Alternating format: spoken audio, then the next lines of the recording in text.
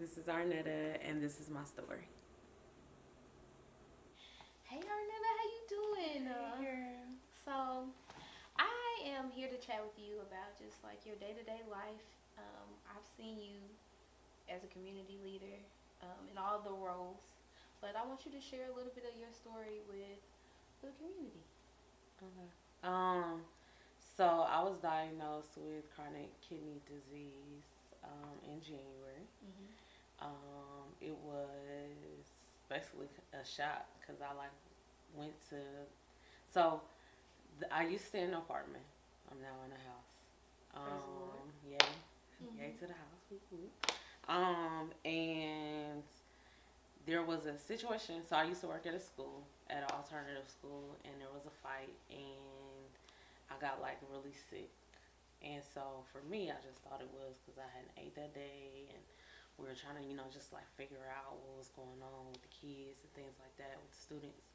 And so my coworker, she had went to Chick-fil-A, and so I had ate some of her sandwich, and that wasn't nothing was going on. So when I got, and I was like, y'all, I can't deal. So when I got home, I was like sitting on my couch, and I was just like, I live by myself. And so I was just like, I don't know, like I don't want to, like I ain't gonna say die, but I don't want to be here and nobody is here with me. So I was like, okay. So I took myself to the hospital. So know your body. That's like Absolutely. number one, right? And so when I went to the hospital, all I could think was like they just gonna give me some fluids and they gonna send me home, right? And so went to the ER and the doctor came in after they did all the testing and they was like, it's your kidneys, Mm-hmm. and we have to admit you into the hospital. So that was like the moment of, for real? Like, is this really happening to me?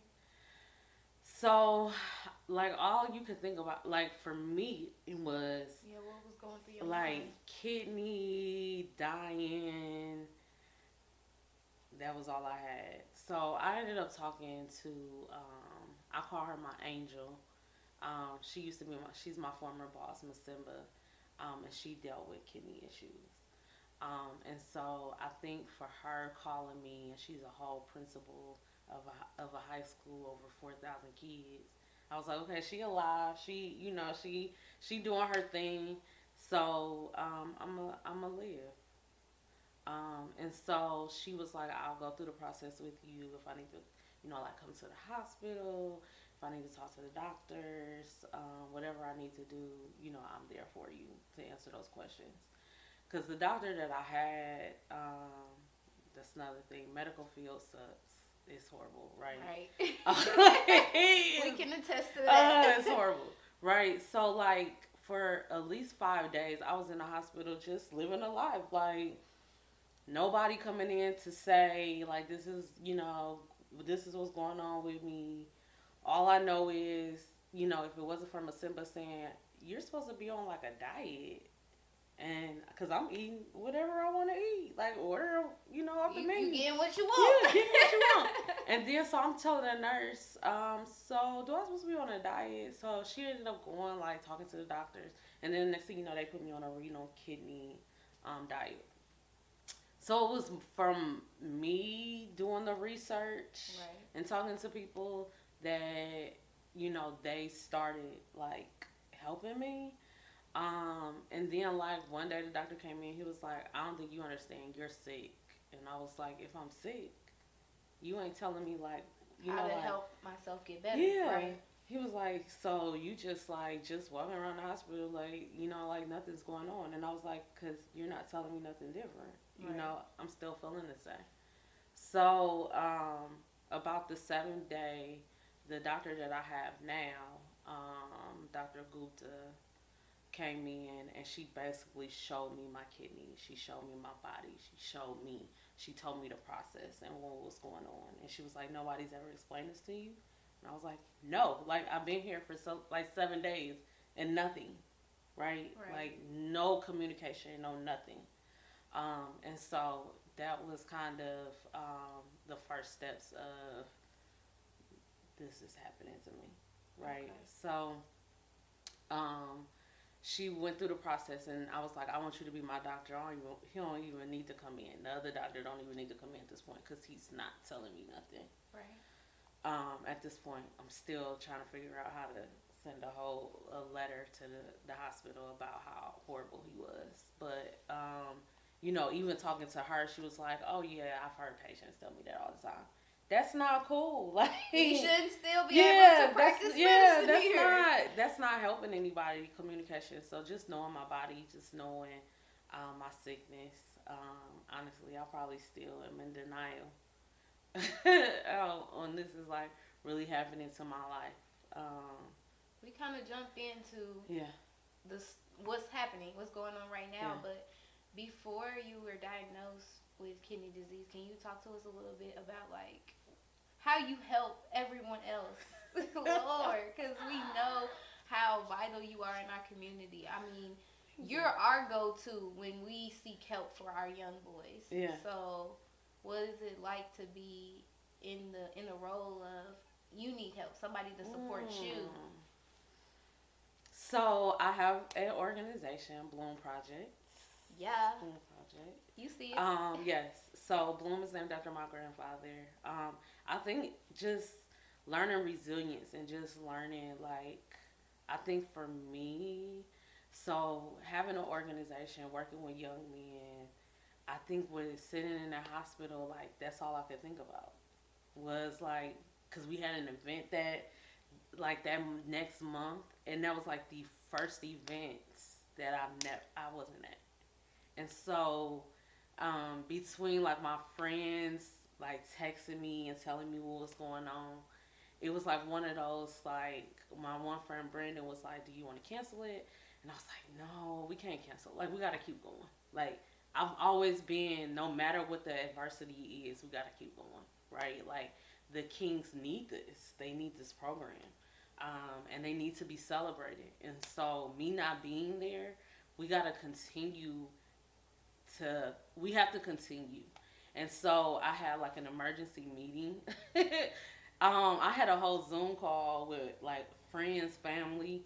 It was like 60 people. I don't know how that happened. It was like 60 people on the Zoom. 60 on the Zoom, and we out of the pandemic. Yeah. Wow. Yeah. And it was, I don't know how that happened. I think I was just texting people. And it was just because I wanted people to know what was going on. And that's what my pastor was like, I'm thinking I'm finna get on, because I asked him to pray. And he was like, I'm thinking I'm finna get on the Zoom, and it's just gonna be your family. And I'm like, dang, 60 people. Like, how she know all these people? And it was, I needed people to know what was going on with me. And why I was going to be absent from, like, one of the most important events of Bloom's creation, I guess. And so, even, like, with the Kings, so even though we were going through COVID, like, the Kings wanted to come up to the hospital, and so they weren't letting, like, kids come up there. And they was like, well, we ain't no kids. Like, we kids, like, come on. Yeah, we coming up to the hospital. And they came to the hospital. Like, they didn't follow the rules, like, at all. They didn't kick them out or anything like that, because they look grown anyway. But it was just more of, they were more concerned about me. And that's why they're my Bloom sons, like, for real. Yes, like, at 60 people on a Zoom call, that means all that you poured into others, we want to pour back into you, like, because we love you. I just seen you at the coffee shop, and I just seen you last month, and and I'm just like, look at her light shine. Yeah. And I needed to see your smile, to hear you giggle. I'm like, okay, yeah. And then today I sit here, and I'm talking to you, and I had no idea. Yeah, a lot of people don't. No idea. Okay. Next question is definitely knowing now what you know and educating yourself. You had to change your diet. You just moved into your home. Yeah. Walk me through what's day-to-day life now. What's the lifestyle now? It's different. I always, it's preparing people, right? So, like, it's preparing that I might not be, like, present, right? right? So meetings, I'm gonna be late. I'll be there, but 8 o'clock meetings is out. No, no. No, like I'm not gonna be there. Or I'm gonna be. I'm gonna. I'll be there eventually. So it's that scheduling life differently. Waking up every morning because I'm on PD. So I'm on dialysis. Okay. And taking dialysis treatments is 8 hours, which is really 9 hours because it's 30 minutes of preparation and 30 minutes of like tearing down or whatever. So you have to put all of that in place. So it's even timing. So like if I go to conferences or if I go anywhere, I have to make sure like I'm in the bed by a certain time. Okay. So from sanitizing your hands, like your area has to be sanitized, to cleaning up afterwards, to like getting the bags prepared. And so I'll show you like my bags, my boxes, ordering boxes, meeting with my doctors. Um, it's definitely a process. So has it affected your lifestyle where it's you've been doing more online like virtual Yeah. meetings instead Yeah. of in person? Yeah. Um, it has slowed me down a lot, and I tell people, and so let's make this clear. Mm-hmm. Just because I post on Facebook doesn't mean that I'm there. Mm. And so a lot of times people were like, "Oh, you busy?" And I was like, "Did you see me?" Bloom has to continue without me being present. A good leader is able to lead and not be present, right? And to continue that legacy. And so it definitely has slowed me down. I've created Monday me days. Okay, Monday me Yeah. days. I like the sound of that. Yeah. And so that's just taking care of me. So whether that's like a doctor's appointment or just getting my car washed or just whatever those me get my hair done, whatever those facials, whatever. It's just a day of me. So I might still have a meeting, but it's somewhere in there. I'm making sure that me is taken care of. Prioritizing yourself, yes. Yeah. Absolutely Yeah. important. Yes, definitely very, very important. Yeah. I also make sure activities. So if I have like a big event, I only have one event a day. I don't try to do two or three. Like I would literally try to plan out a day in the past tense. I can't do that anymore because I have to create energy for myself. So sometimes I don't have the energy to people. Mm-hmm. Like now, it's a lot of people.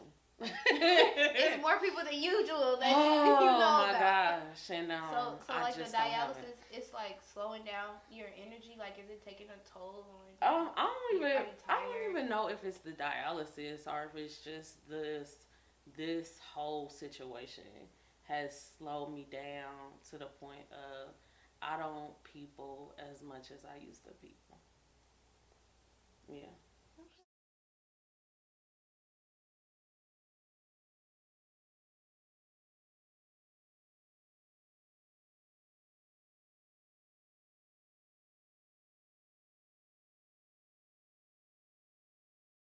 These are all my boxes. This is my solution. These are all my boxes. I'm gonna have my kings come. I'm a recycle person, so I'm not just gonna put them in trash. So I'm gonna have them come and swoop them up. We'll take them to the recycling bin. But so yeah, so I have to take the solution out of the boxes, and then this is really probably 2 months of boxes. So if you're moving and you need some boxes, just let me know and I'll save them. But now we're going to go and I'm going to show you the actual machine. I tell people it's my kidney basically. Alright, so this is my new Bible, kinda. I have to take this everywhere that I go. Inside it is I have to record when I first start. So when I start dialysis, I have to take my weight, take my blood blood pressure. And this is my travel bag. Thank you, Bloom Parents. My travel bag. And inside it has like all the stuff that I need. So I take my blood pressure. After I take my blood pressure, sitting and standing up. And then I have my dialysis. Walk us through the dialysis. So I will have 2 bags. One bag, I put my yellow on top, and it heats up. So this actually, as soon as this turns on, it's my heater that turns on. And then, so I normally do yellow on top. And then I have another dialysis bag right here, and that's green. And of course I have to wash my hands. I have to put on a mask. I close the door, make sure that the air isn't on. These are my gauze, my lap napkins, and I have to sanitize. And I have to sanitize my catheter. And then I connect. So I will connect. So this is the connector. One will connect to this space. So like connect to one bag, and then the other part will connect to my catheter. So this is my catheter. This is my new life, new temporary situation. So this catheter, I always have to make sure that I protect it. So even like in any of my jeans, like I don't wear jeans like with buttons or anything like that, because you don't want it to touch the catheter or like break any of this.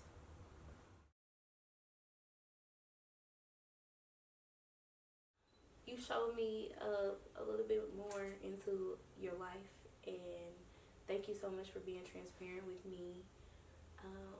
So what's next steps look like for you? So next steps, I actually, one thing about, I would say the positive in all of this is there's a lot of testing that has to be done. And so I found out that I have fibroids.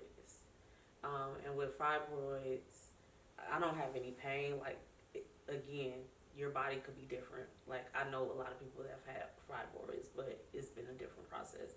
So for me, I don't have pain, and it could be because I'm just immune to pain. I don't know. But, so I have to actually get the fibroids removed. So I have to get a partial hysterectomy before I can even be put on the list. So that's happening probably in the next couple of months. Actually next month.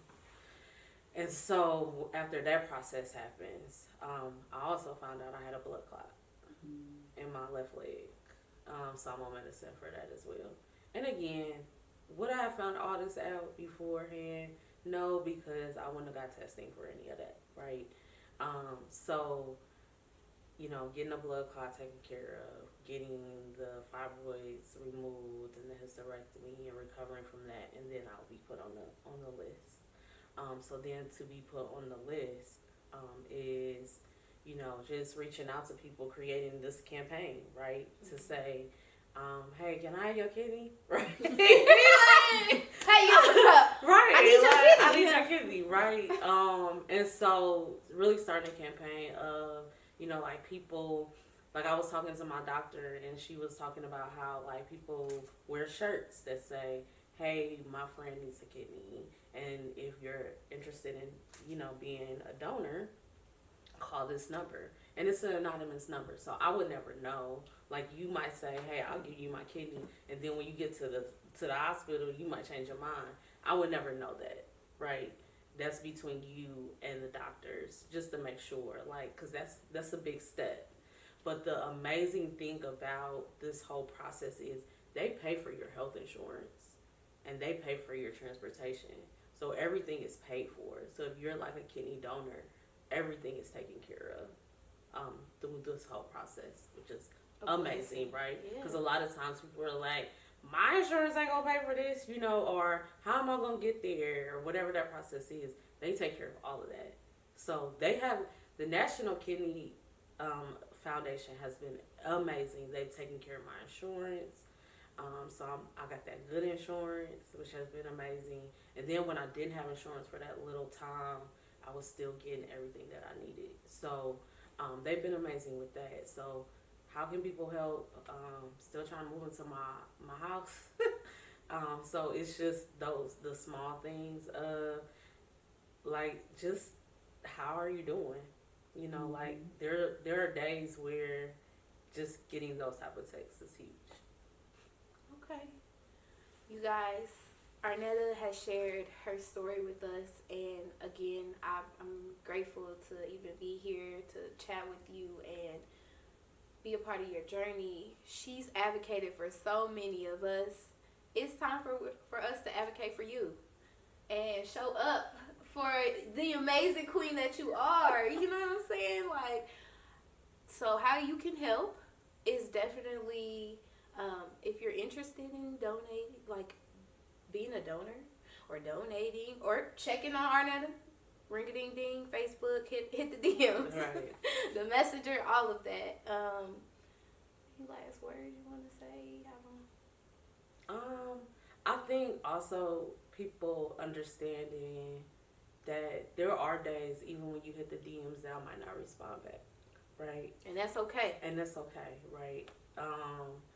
And it's not that I'm ignoring you, I'm mad at you. It's just some days, like, the phone just gets on my nerves.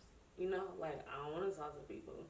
Or I don't want to go to different places. And so just understanding, like, that part, right?